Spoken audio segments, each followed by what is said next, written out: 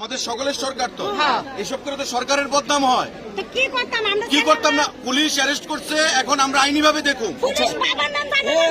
না না, এসব তর্ক করবেন না, বিনা কারণে না, যেটাই কারণে পুলিশ এখন তদন্তক্রমে বাইরিব। পুলিশের ডিউটি করছে।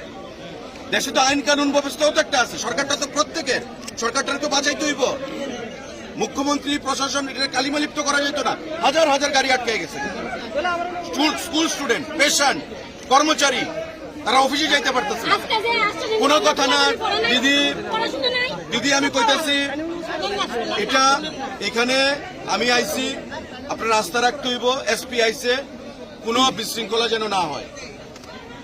আন্দোলন করছেন, আপনারা তো বিরোধী দল করেন না, তাইলে বিরোধী দলের আন্দোলন এমন হয়। ধর্ম, বর্ণ, সমস্ত কিছুর ভিত্তিতে দেশ চলে না। আমাদের শুনেন, যেটা হয়েছে আইনি ভাবে আমরা দেখব, পুলিশের কাজ করছে, আমরা এখন বাকিটা দেখব। তার যাতে কোনো অসুবিধা না হয় এটা আমরা দেখব। আমি নাট মন্দির করে দেব, আমি এখন আপনি এখন কি করবেন? রাস্তা বয়ে থাকবেন? শাস্তি হইব, পুলিশ শাস্তি দিব, সব হইব। দেখেন আপনাদের আপনাদের, আরে দিদি কথা শুনেন না, আপনাদের বাঁচাইতে সেদিন রাত্রে আমিও তো বদনাম হয়েছি, কিন্তু আমি তো এটা কেয়ার করছি না।